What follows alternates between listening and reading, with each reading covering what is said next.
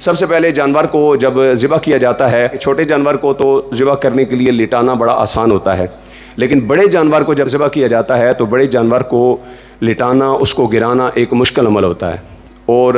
چونکہ ہمارے ذہن میں ایک کنسیپٹ ہے کہ ہم نے جب جانور کو ذبح کرنا ہے تو ہم نے اس کا رخ، اس کی گردن کا جو رخ ہے وہ ہم نے قبلہ کی طرف کرنا ہے۔ تو بعض اوقات جانور کو گراتے ہوئے اس کا رخ، بڑا جانور ہے، ویڑا گرایا جا رہا ہے، بیل گرایا جا رہا ہے، اس کا رخ جو ہے وہ الٹی سائڈ پہ ہو جاتا ہے، قبلہ ادھر ہے، اس کا رخ اس طرف ہو گیا۔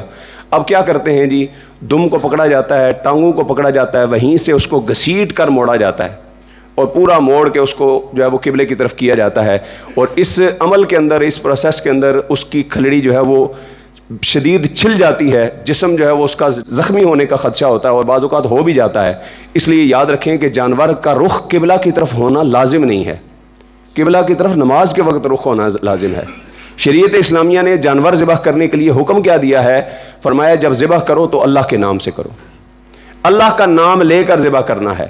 اس لیے اللہ کا نام لیے بغیر جو جانور ذبح کیا جائے گا، فرمایا وہ حلال نہیں ہے۔ کوشش کریں اگر قبلہ رخ ہو، یہ مستحب عمل ہے کہ قبلہ ہی کی طرف ہو، لیکن اگر نہیں بھی ہو سکتا تو لازم نہیں ہے، جانور کا رخ کسی بھی طرف ہوگا تو ذبح ہو جائے گا۔ اس جانور کو زیادہ اذیت اور تکلیف نہ پہنچائی جائے۔ دو جانوروں کو ذبح کرتے ہوئے یہاں تک جو ہے وہ حکم ارشاد فرمایا کہ چھری جو ہے وہ دوسرے جانور کے سامنے تیز نہ کی جائے، ایک جانور کو دوسرے جانور کے سامنے ذبح نہ کیا جائے۔ یہ جو دیکھنے کی تکلیف ہے حضور نے تو اس سے بھی بچایا ہے، اور ہم اس کو جو ہے وہ گھسیٹ رہے ہیں۔ پھر جب ذبح کیا جاتا ہے تو ذبح کرنے والا وہ چھری چلاتا جا رہا ہے، اس کے حرام مغز تک لے جاتا ہے۔ ساری ٹانگیں پہلی بات نہیں باندھنی چاہیے۔ طبی جو ماہرین ہیں وہ یہاں پر تشریف فرما ہیں، ڈاکٹر حضرات تشریف فرما ہیں، آپ ان سے یہ پوچھ سکتے ہیں کہ جانور کو جب ذبح کیا جاتا ہے تو شریعت اسلامیہ کے اندر حکم یہی ہے کہ گردن کو کاٹا جائے گا تو اس کے گردن میں 4 رگیں ہوتی ہیں، ان 4 میں سے 3 رگیں اگر کٹ جاتی ہیں تو 3 رگوں کے کٹنے سے وہ جانور حلال ہو جائے گا۔ اب اس کو مزید جو ہے وہ گردن کو کاٹنا یہ ٹھیک نہیں ہے۔ جو کفار کا طریقہ ہے وہ جو بلی دیتے ہیں اور پوری گردن کو اتار دیتے ہیں ایک ہی بار، اس سے جانور کے جسم میں تڑپنے کی صلاحیت باقی نہیں رہتی، جبکہ اسلام کا جو طریقہ کار ہے اس سے جانور جب تڑپتا ہے نا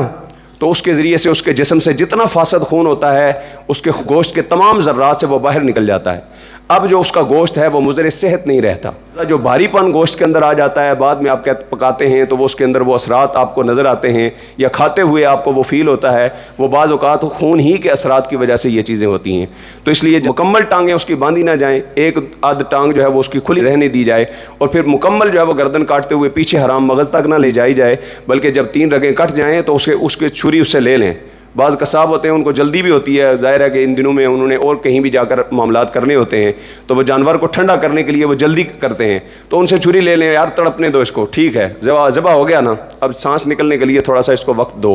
اس کے بعد جب سانس نکل جائے اس کے بعد اس کی کھال وغیرہ جو ہے وہ اتاری جائے۔ بعض اوقات جو منکا ہے اس کو ایسے کر کے بکرے کا توڑ دیا جاتا ہے، زور سے نا گردن کو زور لگاتے ہیں ایسے کر کے ٹک کر کے، یہ بھی درست نہیں ہے۔ بس رگیں کاٹنی ہیں بھائی، آپ نے ہڈیاں تھوڑی توڑنی ہیں اس کی۔ ذبح ہونے کے بعد، سانس نکل جانے کے بعد پھر آپ جتنے مرضی اس کے ٹکڑے کریں، پھر اس کو تکلیف نہیں ہوگی۔